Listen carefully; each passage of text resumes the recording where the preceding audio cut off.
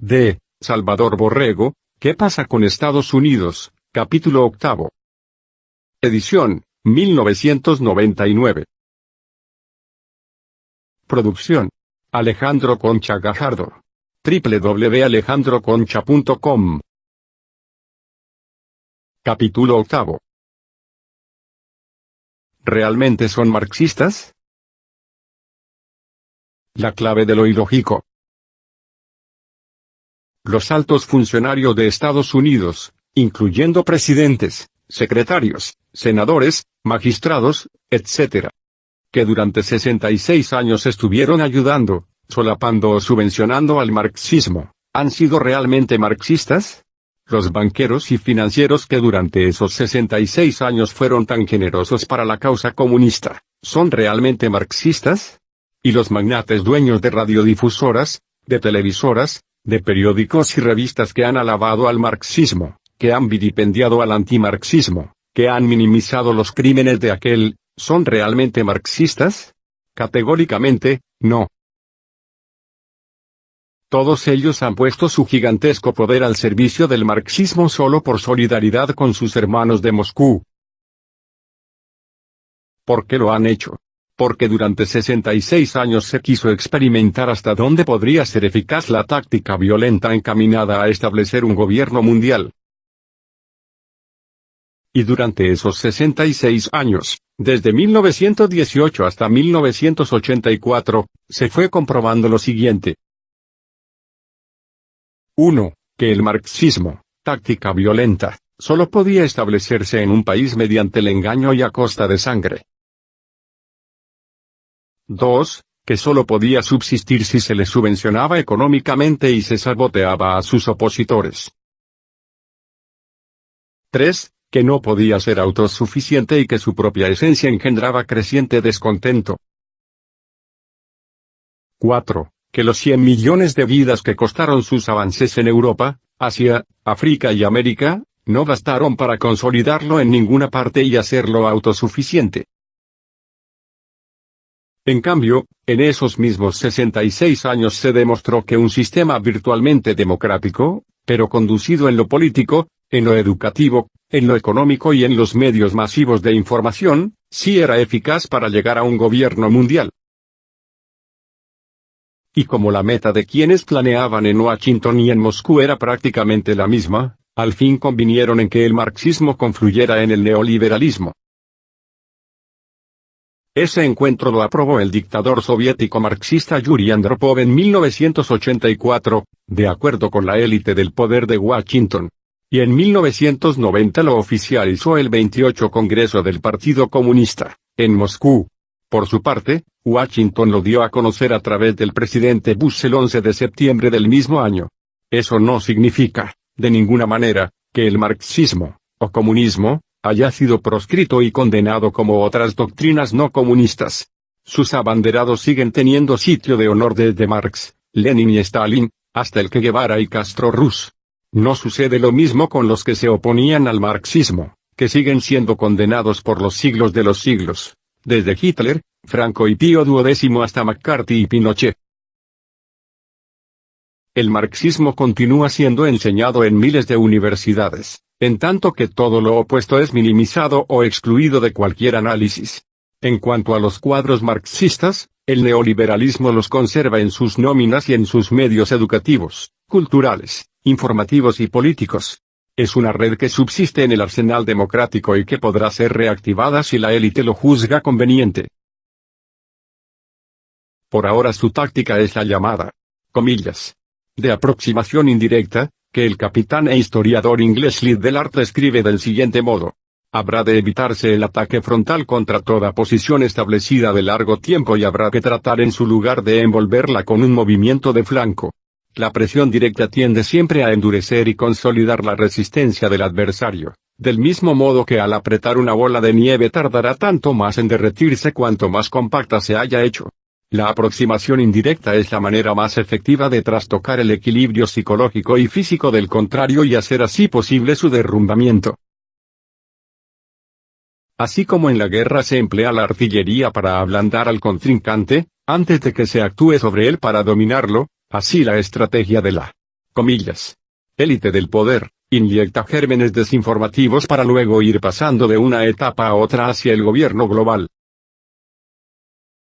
Producción: Alejandro Concha Gajardo. www.alejandroconcha.com.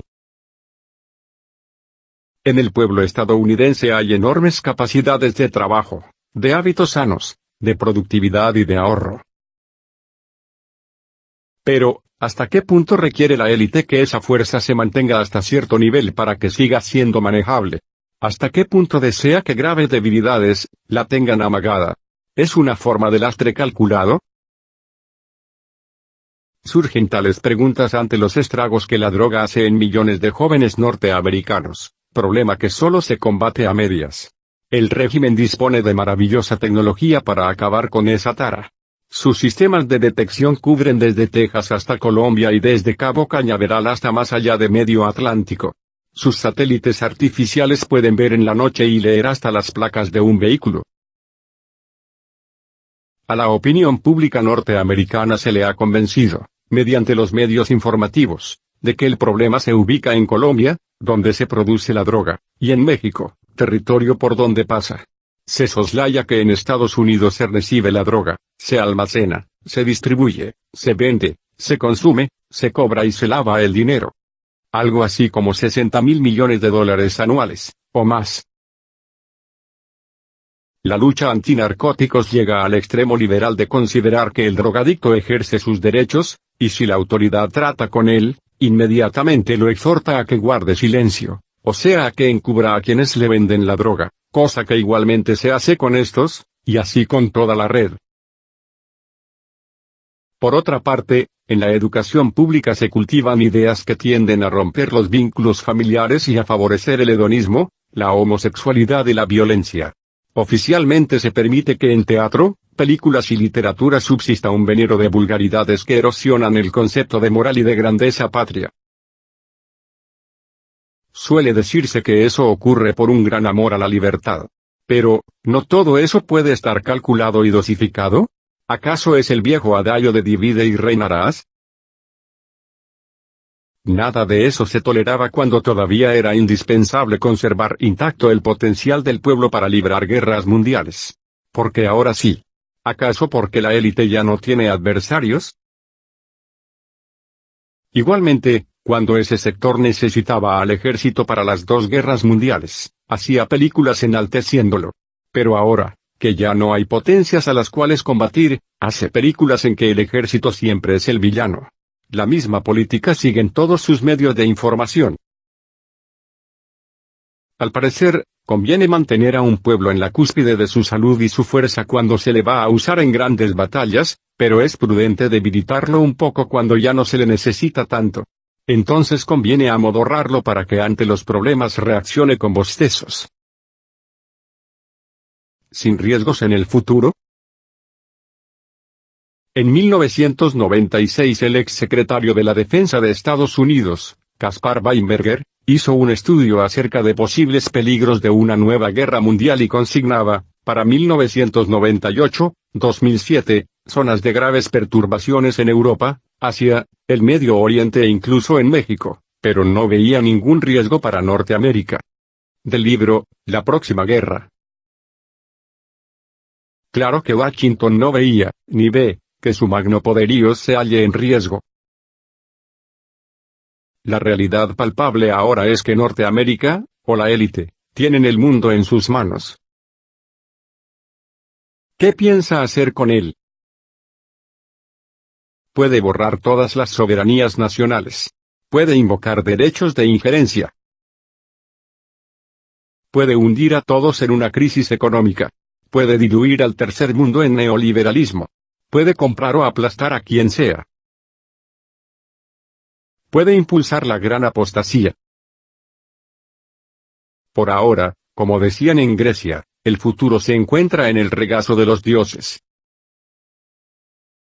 No hay en nuestros días profetas que alumbren el camino de los próximos años. El último, San Juan, habló de los últimos tiempos. Y a nadie le agrada ver hacia allá. Roosevelt afirmaba que en política nada ocurre al azar. Pero esto no puede ser infalible. En la historia se ha visto que también, De tiempo en tiempo, los imponderables engendran positivas sorpresas. El atentado a las Torres Gemelas, que según autorizadas opiniones fue autoinducido, derivó en la invasión de Afganistán e Irak. Y de esto pueden resultar imponderables consecuencias. D. Salvador Borrego, ¿qué pasa con Estados Unidos? Capítulo 8.